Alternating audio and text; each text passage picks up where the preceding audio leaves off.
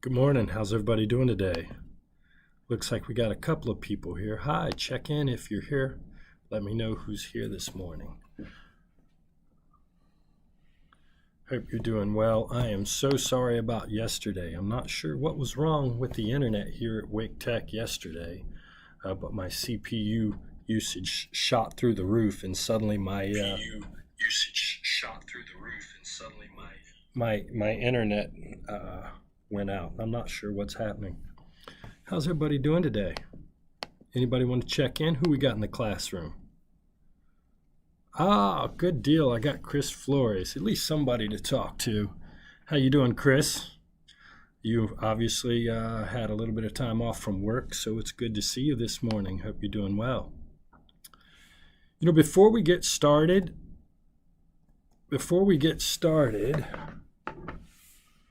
let me see the whiteboard. And now my whiteboard is not working. Oh well. Okay. Nope. Okay, it's not going to work today. I don't know what's going on with that. So, all right. So we're getting ready to talk a little bit about Chapter 7 lecture. I did want to make a note. We have fall break coming up next Monday and Tuesday, so there will be no lecture on Tuesday afternoon. No lecture on Tuesday afternoon. Okay? So just keep that in mind. We'll only be doing one lecture for Chapter 8.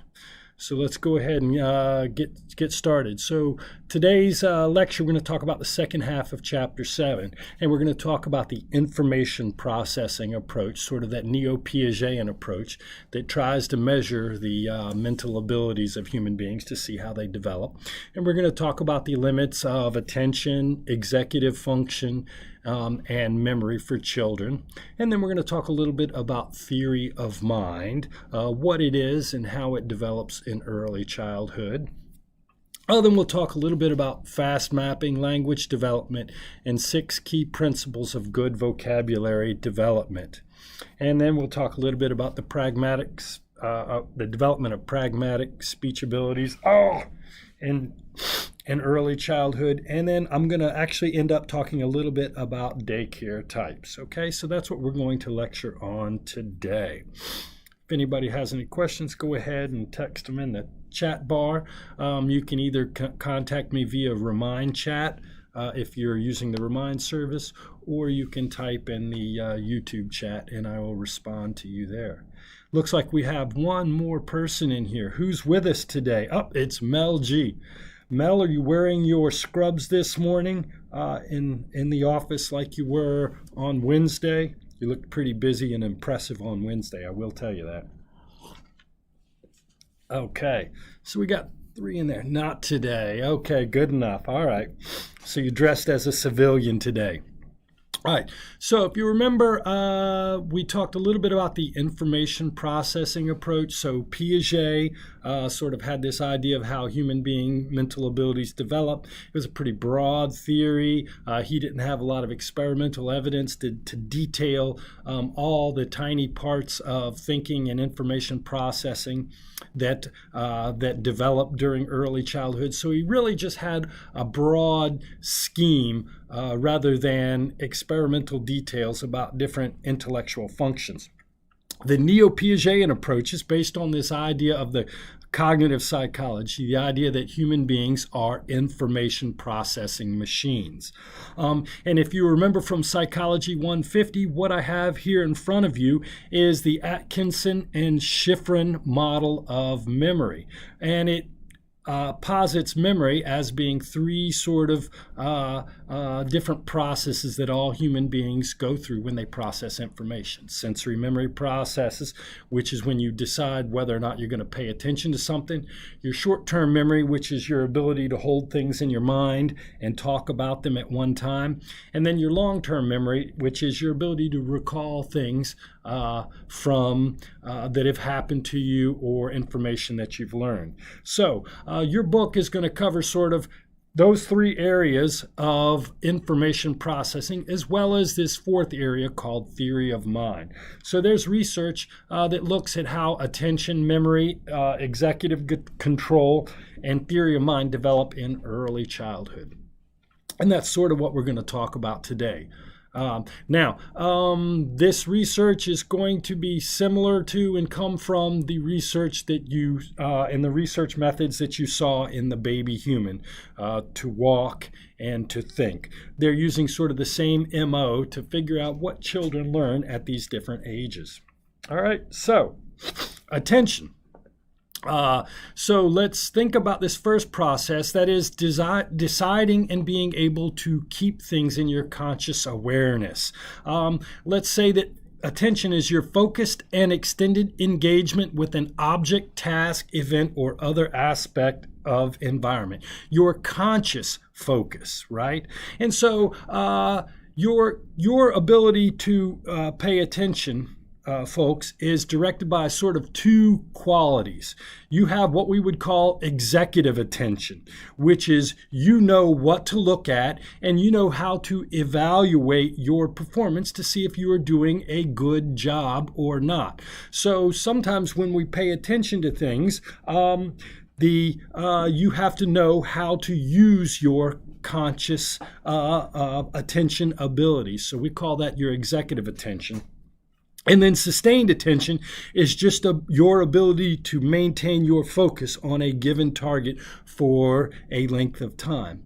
If anybody's ever interacted with a toddler before, they do not have very good executive skills or sustained skills. So when you show kids stuff, they sometimes don't know what to pay attention to. They don't know what's important versus what's not important. And so they have these executive attention problems. And you know, if you've ever tried to talk to a kid, their attention span, a little toddler, their attention span may be anywhere from 10 to 15 seconds, and then they're on to the new idea.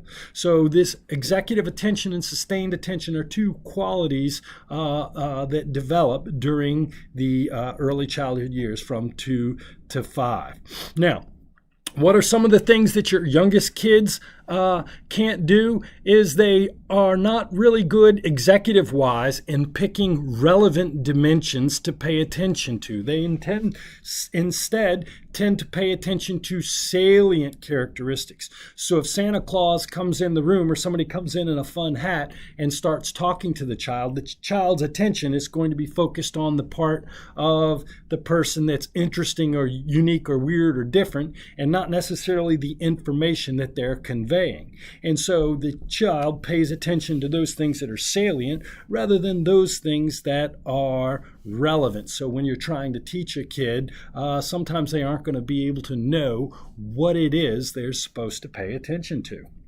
And they also are not very planful in their attention process. So if you look at the picture right below me, what they did is they showed kids these different houses and asked them to pick which houses had these similar images in their windows. And then they used eye tracking to watch what the kids look at. And what you're going to find is that the kids in 2 to 3 years of age are not going to engage in a systematic search of these windows. So if you and I were doing this task, you would look at the top left windows first, then the top right windows, and you would go down window by window, systematically comparing these houses until you came to the correct answer. What you're going to notice is that the toddler's eyes sort of bounce around non-systemically. So they're not really good at doing things in a logical, planful manner. And this is what you're going to see at 2 or 3 years of age. And about the time the kid gets ready for school, 5 and 6 years old, they're going to have developed these abilities to separate what's salient from what's relevant. And they're going to be a little more planful in their processing. Now, attention skills can be developed, and your book is going to talk about different examples of schools where they work on these attention skills. And so what you can do with your toddler is give them simple puzzles, things to work on these attention skills, point out their limitations. So you might show the kid this and tell them to look at the different windows. So you can sort of train and practice these attention skills. And these attention skills are going to be very, very important for their school performance. In fact, your book's going to suggest that being able to engage in focused, sustained attention at 4.5 years predicts school readiness in kindergarten. So if your kid can't pay attention, they're not really going to be ready for kindergarten.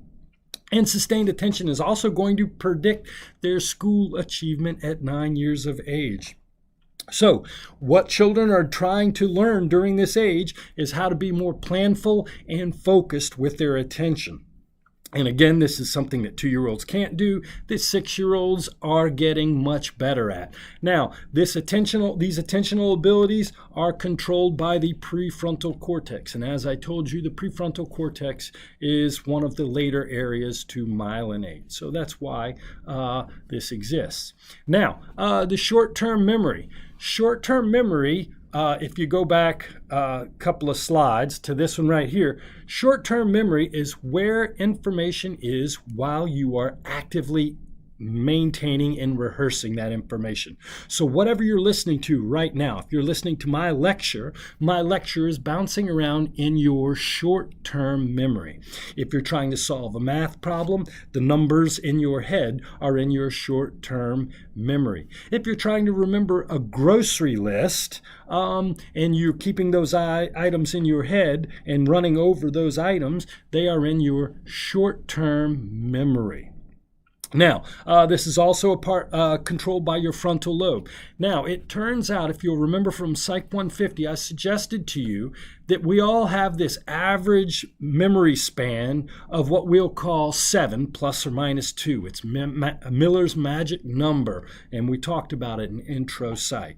And what that means is that the average adult can hold 7 plus or minus 2 things in their mind at any given time. So if I gave you a list of things to pick up from the grocery store, I said I want banana, detergent, bread, you need some milk, we need some deodorant, I need some batteries and some paprika.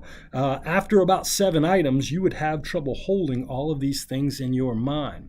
Your ability to hold things in your mind is called your digit span. The size of your short-term memory is often referred to by clinical psychologists as your digit span.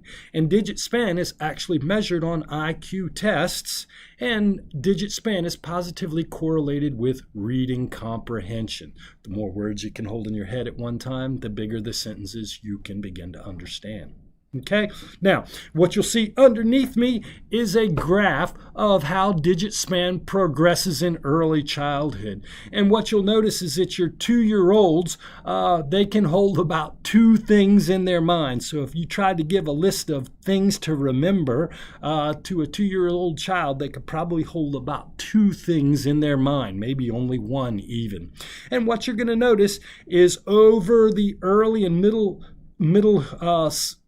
childhood years, the number of items, the size of your digit span is going to increase and sort of mature around the 10 to 11 to 12-year-old age. So researchers have found that digit span is really limited at the beginning of early childhood and is beginning to expand by the time your kid gets to the end of middle childhood, which is early childhood, which is 5 or 6 years old.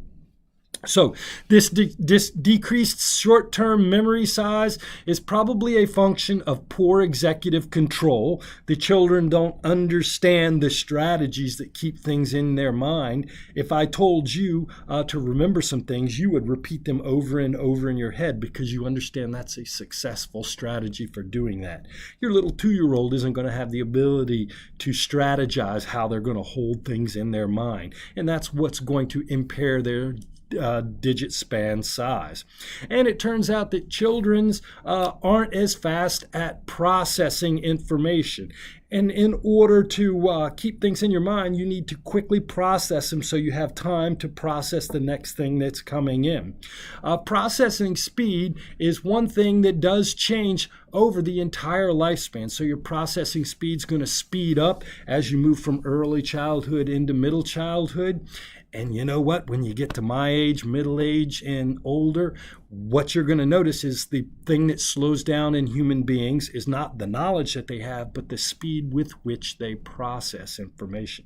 So processing speed is a really important aspect of short-term memory.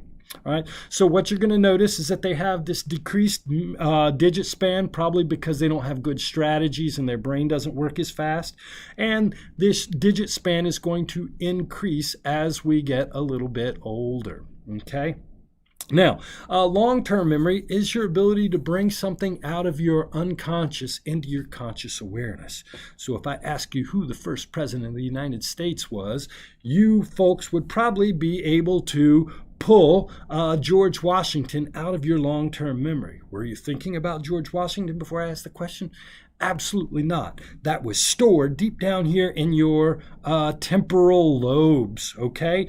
Now, long-term memory are those kind of memories that you can pull out of your unconscious when necessary. So if I ask you what 2 plus 3 is, you could pull the number 5 because you've remembered that 2 plus 3 equals 5. And you can pull that information out of your long-term memory.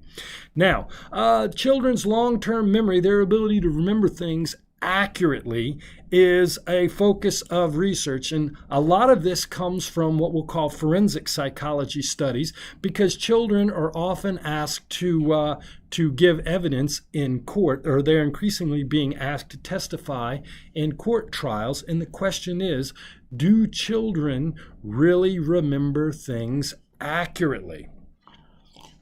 And your book's going to talk about children's memory in early childhood. And it turns out that children can remember things, but they are highly suggestive in their memory. You can plant things in a child's mind. Now, it turns out that you can plant things in an adult's mind as well. I don't know if any of you remember Elizabeth Loftus's work on car crashes and installing false memories. She would ask people how fast the cars were going when they bumped into one another as opposed to smashed into one another.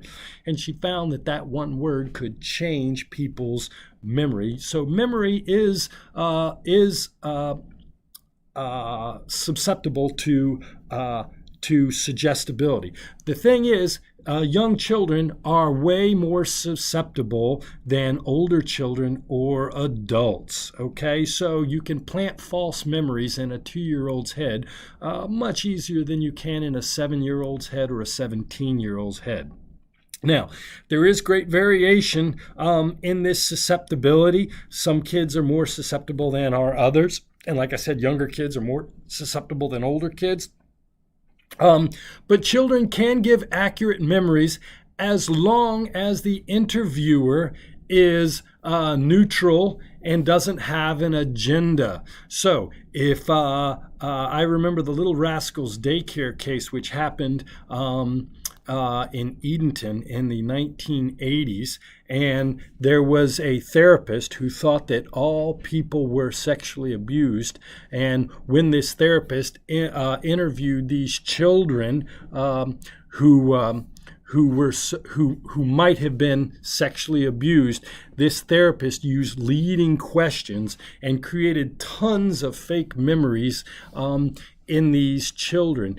And Robert Kelly, the daycare owner, was convicted, and then eventually that conviction was undone because the testimony of the children was so unreliable. And the unreliability of their memories can all be directed at a therapist who used leading questions to create memories in these children's head. Okay, now one other area where we're interested in is what we'll call autobiographical memories, memories of what we did, who we did it with, and where we did it. Now, before your kids about the age of 3, they can't remember anything that happened to them. Sometimes this is referred to as infantile amnesia. You just don't have the myelination in the temporal and frontal lobe areas to store memories about things that happened to you. Around 3 or 4, kids are going to be able to remember events and locations. So your 3-year-old might remember where they had a birthday party, that it was a birthday party and that they had it at Chuck E. Cheese. Maybe 2 things. Around 3 or 4, your kids are going to be able to recall autobiographical memories and add 3 or 4 details to it. And what you're going to see is by the time kids get to the end of early childhood and begin middle childhood, 5, 6, 7 years old, they're not only pulling memories out of their head, but they're adding up to 12 details, right? So a little kid at 3 may be able to pull out an autobiographical memory, but really all they're going to be able to do is talk about what event it was and where it happened. By the time they're at the end of early childhood, they're going to be able to give you 12 different details about some of these autobiographical memories. So their ability to store and then recall details from episodic events in their life really improves during this particular period. So we have sort of these intentional changes that occur in early childhood. Kids become more focused and able to direct their attention effectively. Children's short-term memory, their ability to hold things in their mind, goes from just 1 or 2 things at the age of 2 to adult-like short-term memory, and children's long-term memories begin to improve. And all of these abilities set the stage for the child to engage in productive learning in school. There is a reason we don't start school before 5 or 6. Kids don't have these informational processing abilities that would allow them to perform well in school. Now, one of the things that is very important for doing well in school, doing well in life, and doing well in everything is executive functioning. And this is the ability to control your attention and your impulses, right? The reason that you folks are in school is because you have executive functioning abilities that allow you to see how doing these activities in school right now will lead to a degree, which will lead to better outcomes for you. You're able to control your impulses and do what you don't want to do right now because you want to get a larger reward later. You know, it would be fun, instead of coming to this class right now, you could go out and play in the beautiful afternoon weather. That would be more fun to do right now, but it wouldn't help you long term. You folks, however, have this great executive functioning that allows you to control your impulses and understand the long term. Okay, these cognitive processes are very important for doing well in school and doing well in life. Now, your book talks about a very, very, very famous study in impulse control by a fellow named Walter Mischel back in the late 60s. Walter Mischel thought that really personality wasn't very important.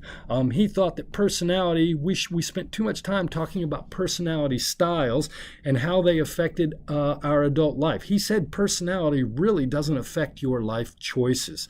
Instead, he thought executive functioning was really the important dimension that we ought to think about in trying to understand people's behavior.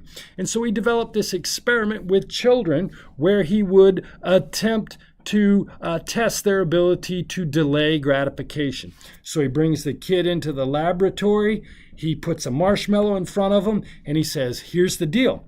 I'm giving you 1 marshmallow. If you can wait for 15 minutes, I'm going to leave right now. If you can wait and not eat this marshmallow, in 15 minutes when I come back, I'll give you 2 marshmallows. So you can have 1 marshmallow now, or you can have 2 marshmallows later. And then he would leave the room and look at whether or not the children were able to wait and delay gratification long enough to get the second marshmallow. And of course, he found that younger children were not nearly as good at waiting as were the older children. So your 2 and 3-year-olds were not able to delay the gratification quite as easily as your 6 and 7-year-olds. And he talked about the difference between hot and cold processing. This kid right here is engaging in a hot strategy. She's just looking at that marshmallow and not eating it, right?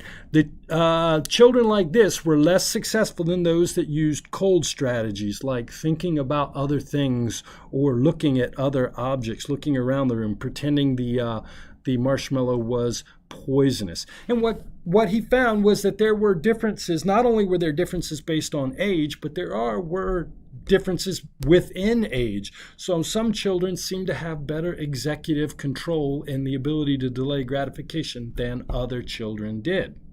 Now, success in delaying gratification is linked to later successes in life, which is what he thought was useful. He thought that personality a lot of times isn't linked to later outcomes in life, so why waste time studying it?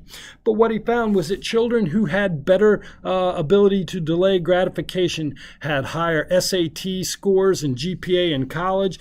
They coped more effectively with stress, and you know what? The ability to delay gratification does predict your income later in life. Mel G says she would eat the marshmallow. I know, right? I am so hungry right now. Mel, I didn't eat breakfast this morning, but I'm about to stop this broadcast to go get something to eat. I hear you. I'm feeling it. Okay. So, theory of mind. Theory of mind is the understanding that we all have these private awarenesses called minds, and that each one is different. So I understand and you understand that we all have a mind. And if I'm thinking about something, as long as I don't tell you, you don't know what's going on in my mind. I also understand that you might be angry because you see something differently than I do, right? I understand that everybody has a different perception angle on events, and we all develop different perceptions about certain events. So you may think differently than I do about this presidential election. You may think differently about artichokes than I think.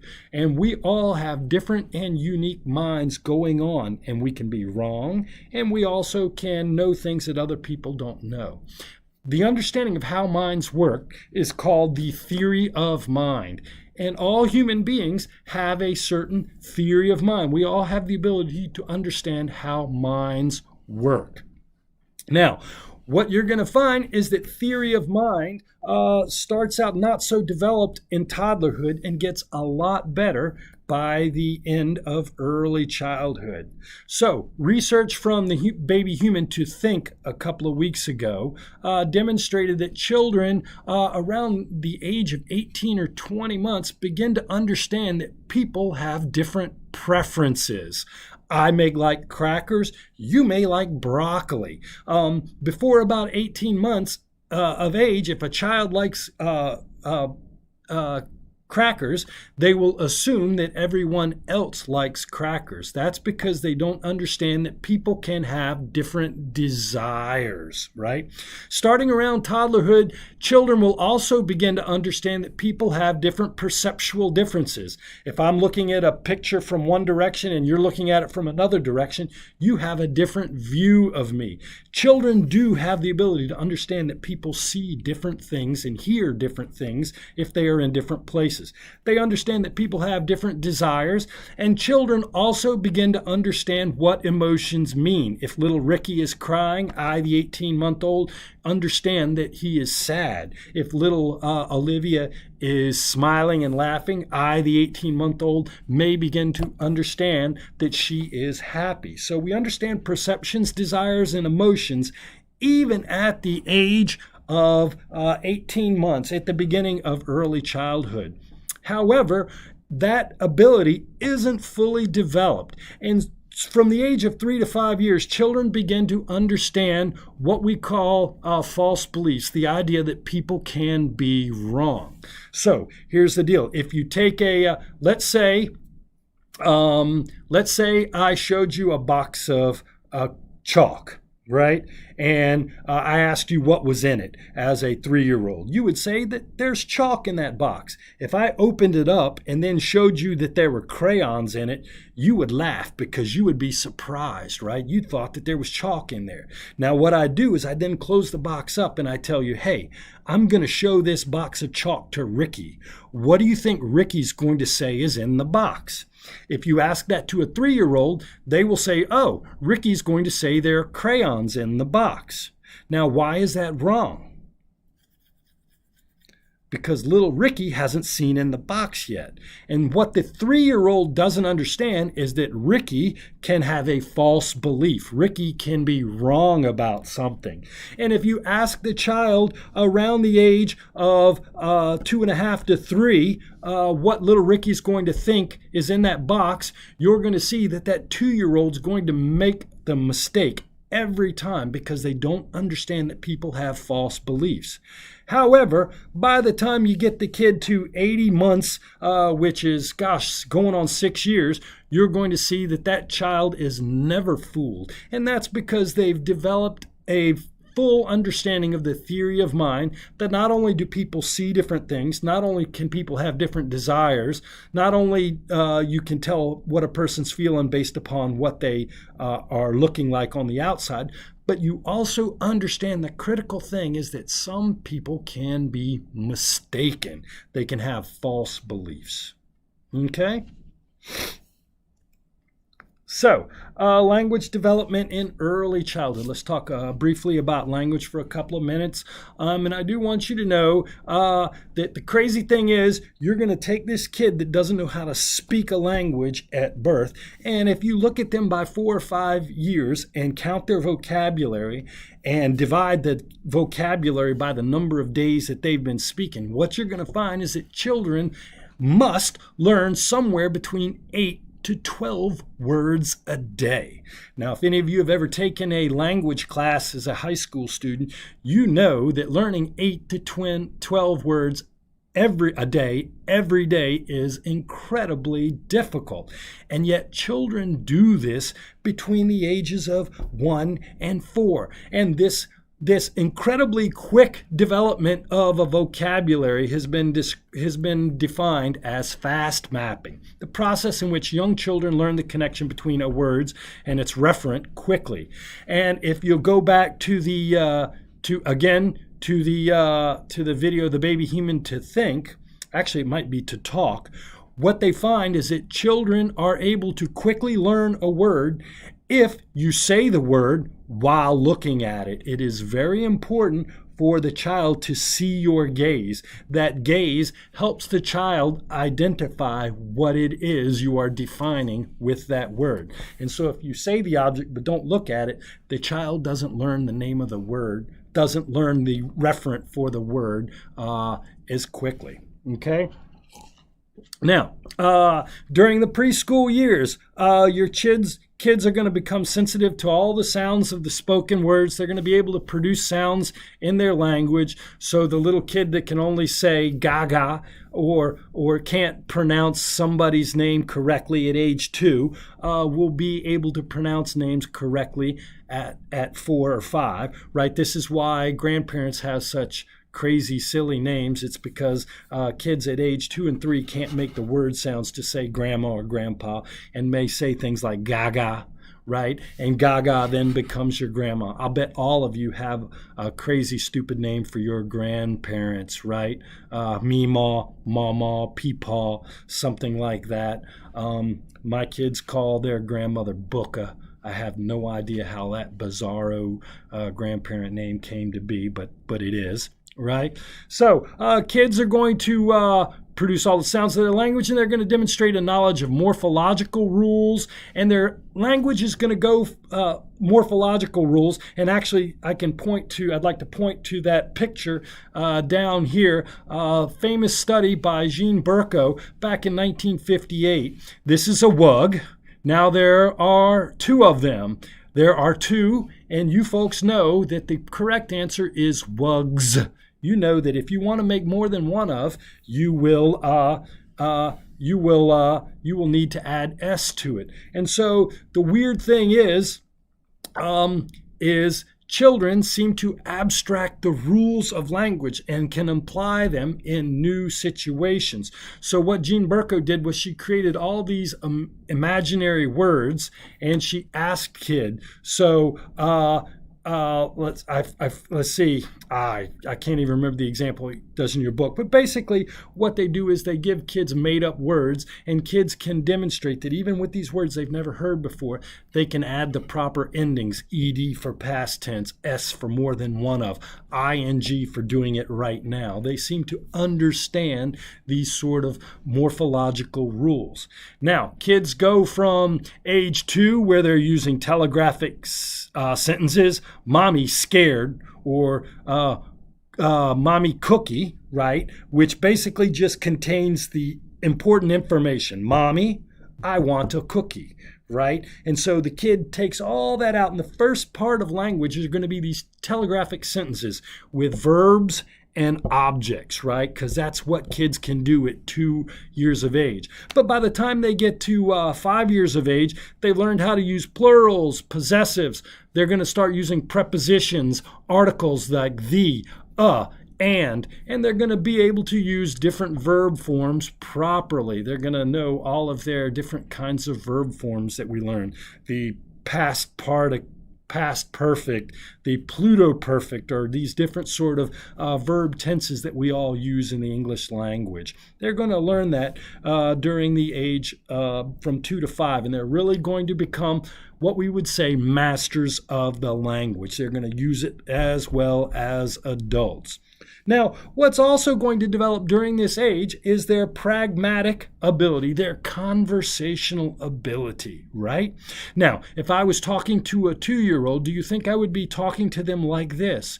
No, I would change my language so it would be appropriate for the 2-year-old, right? I would start talking simply and more slowly. And I would do that because I understand where the other child is coming from. And so that pragmatic conversational ability allows me to adapt my language depending upon who I'm talking to, right? You also have to know how to children get better at this age about talking, taking turns. It's my turn to talk, then it's your turn to talk. It's my turn to talk, then it's your turn to talk. And we also know how to stay on subject, right? If you've ever talked to a 2-year-old, they can be kind of schizophrenic in the way they talk. They talk about this, then change the subject completely. You and I, as good conversationalists, know that we have to provide guides when we decide to turn the discussion to another topic, right? And children during this age are going to be much better about talking about remote events and objects. They're going to be able to talk about things that happened better. So in a sense, kids are going to become better conversationalists. They're going to do 2 things. They're going to develop a good sense of grammar, and they're going to become very, very good conversationalists, right? So in infancy, you're basically learning how to make your sounds and form words, and use those words to convey meaning in telegraphic sentences. And that's from 0 to 2.5. And then from 2.5 to 5, you learn how to use language in a complex way, how to talk about things in the past and in the future, and you're going to become a better conversationalist. So this is sort of the language development that occurs in early childhood. So how are you going to help your kid develop their language abilities? You know, kids learn the words that they hear most often. They learn the words best when they're interested in things, so it's best to talk about things that your kid finds interesting.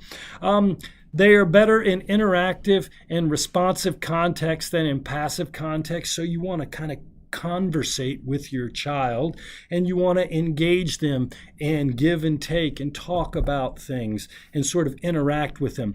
It's best in contexts that are meaningful, so take your kid to the grocery store, take your kid to the car wash, take them places and show them things and talk about those things, right? And you have to make sure that kids know words. Don't assume they know words. Point words out to them. You're always building their vocabulary. And you know what?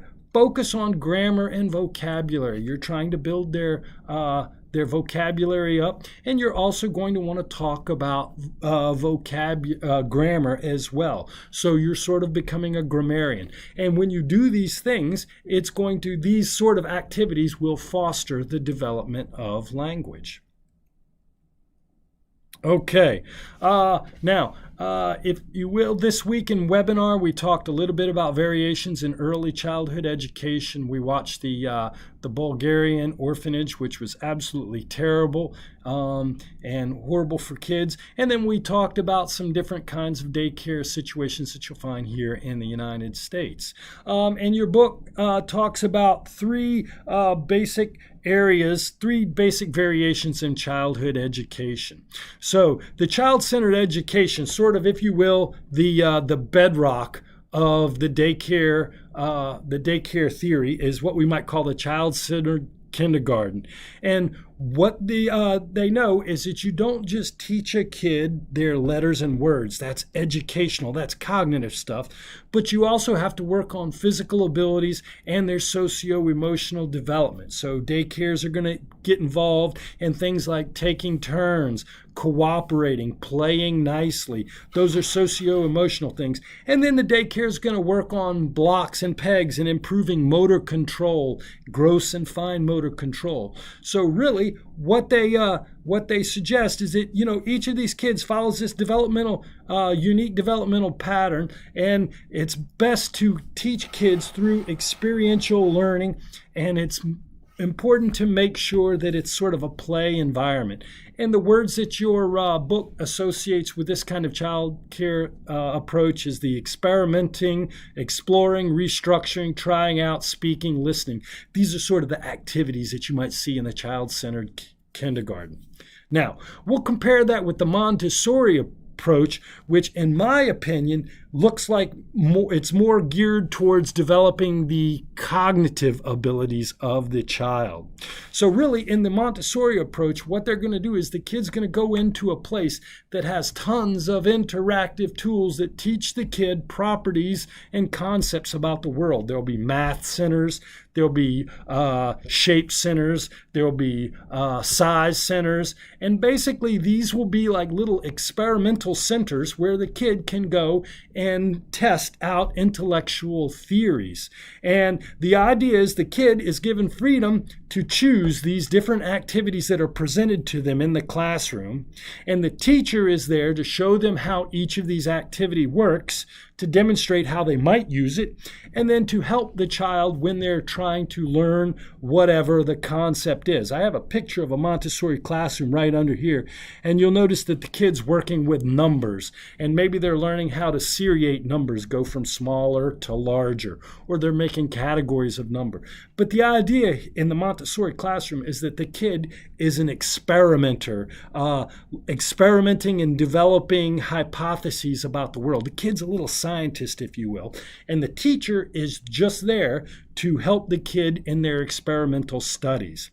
Now, if you'll look at the video for the Montessori approach that I included in the course resources folder this week, what you're going to notice is that the Montessori approach, at least in my opinion, wasn't as interactive. Now, kids might be interacting together just because they happen to be interested in the same game, but the whole goal of Montessori is not so much to build interactive settings, but to foster the kids' intellectual development. And some people think that this is a problem with the Montessori education because the kid's not really learning how to work with others. And they would argue that learning how to work with others is more important than necessarily just being an intelligent kind of person. Exactly, Mel G. Sharing is caring. You got to learn how to get along with people at your work. Really, and that's what daycare is about. Supposedly, there are people who think it's all about really developing your ability to cooperate.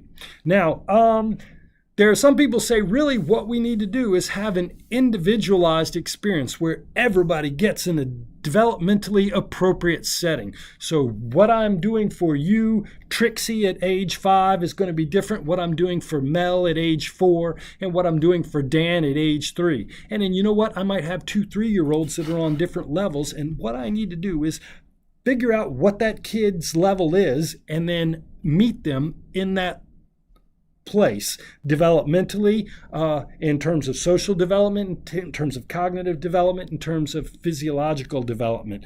And so this developmentally appropriate practice focuses on social and cognitive development, taking into account age and uniqueness. This is sort of the individualized approach. Kind of difficult to set up. If you've ever been in a daycare and you see tons of kids running around, it's hard to really focus on interacting with each kid as a unique human being with unique abilities and difficulties. It's kind of hard to individualize individual daycare that way. Now, they focus on active learning, cooperation, problem solving, and self-regulation, which are some social skills that maybe the Montessori approach isn't going to focus on, but they're really going to focus on these in terms of meeting you in your developmentally appropriate area, in your zone of proximal development. Now, what are outcomes associated with this? Seems like kids in this approach are less stressed, more socially skilled, creative, and have better language abilities. And they're less stressed. If you think about it, if you're put into a situation where you're not quite prepared, that's going to create stress. And creating situations like these where the kids can interact with one another creates better cooperation and problem-solving ability. Now, the research has shown that there are some socio-emotional improvements associated with developmentally appropriate practice, but the research is not necessarily going to suggest that this creates a kid who's a better student later in life. Okay? Odds and ends. Your book does talk about Head Start. Head Start, when doctors finally became aware that early childhood stimulation was very important for school readiness, we found that we wanted to create a way where children who grew up in non-stimulating environments could get the kind of stimulation that would allow them to perform well in school. So we wanted to overcome the poor environment that some kids found themselves in. And so Head Start was developed in 1965 as a preschool educational program for young children who came from disadvantaged settings where maybe mom and dad didn't have the resources, the ability to engage the kid like they needed to develop these metacognitive skills. And so it's a compensatory daycare program, and it was first set from children from 3 and 4 years as a developmental daycare. It was for 3 and 4-year-olds. It's the largest federally funded program in the for children in the U.S. And in 1995, they actually started an early Head Start program where they would interact with these kids at birth. And if it works at 3-year-old, why not move it back and begin this intervention as early as possible? Now, research has showed that Head Start programs do work for children. The sad thing is a lot of times the cognitive effects that these kids get from the daycare program go away when the kid leaves the daycare program. So although Head Start does help, the gains are temporary after the kid leaves the Head Start environment. Now, what they do now is they give moms the opportunity to participate in the program, and they show them what they need to be doing so that when the kid leaves the daycare, maybe the mom has better skills and can continue this sort of engaging environment, this development environment. And what your book will say is that a quarter of all mothers participate in the Head Start program now, and the research suggests that the educational advantages that occur with Head Start seem to persist a little bit longer when the mothers participate in the program. Okay, now, last couple of things. There are some debates on early childhood education. So, should we be focusing on school-related abilities and make it more academic, or should it be constructivistic? Now, in the Montessori approach, it's totally constructivist. There is no a schedule of things that I want to teach you. All right, I don't have this idea of things that I need to teach you. Instead, I'm going to let you develop your abilities the way you want to. That's sort of a constructivist approach, where you let the child decide what it is they're going to learn and how they're going to learn. That's what we would call the constructivist approach. Other people think that the daycare ought to have a schedule, a syllabus of things that they're going to teach you. So in a Montessori approach, if you don't want to learn about letters, you don't necessarily have to choose those activities that work with letters and words. You can construct your own education. On the other hand, the academic approach says, you know what? We need to have a syllabus and a set of things that all children need to focus on in daycare. So which is better? Should we let children be their own unique learners at this age, or should we already start setting some expectations for what we think they need to know? So there's a big debate about whether or not daycare ought to be constructivist or whether it ought to be academic, right, with a syllabus and a set of learning outcomes. And then I have provided a video for you of these in the course resources folder about Singapore, and what Singapore is doing is trying to build universal daycare, preschool education for everybody in the country. So they're building all these huge centers that sometimes house 1,000 or 1,500 kids, and the idea is they want to get every kid in preschool. Here in the United States, you don't have to send your kid to preschool. Mama, grandma, anybody can keep them.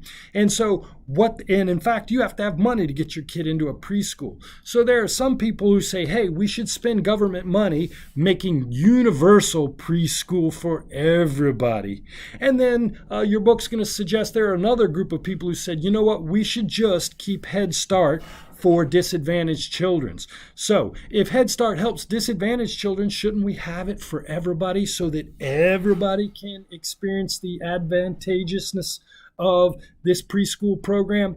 So the debate is whether or not we should spend money making daycare free for everybody, or just daycare free for people who have a specific need.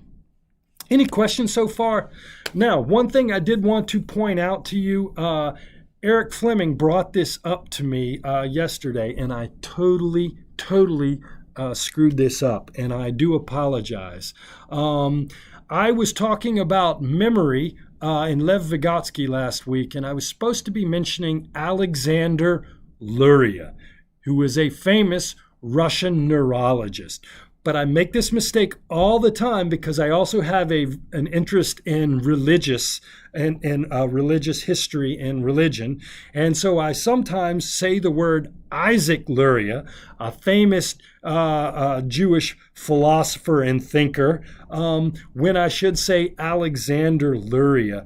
And Eric Fleming pointed that out to me. I am totally sorry. I went on the whole lecture saying Isaac Luria, when what I meant was Alexander Luria. Please accept my apologies. I goofed that up, and I know the difference. It's a mental tick that I have in my mind. So hopefully y'all will forgive me, okay?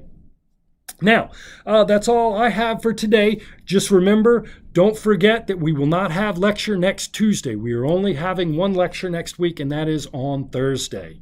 If anybody has any questions, I will take those questions offline. Just go ahead and type them in the chat bar, and I'll answer them. Or you can send me a remind text. Otherwise, I'm going to sign off for now and talk to you next week. So have a great weekend and take care.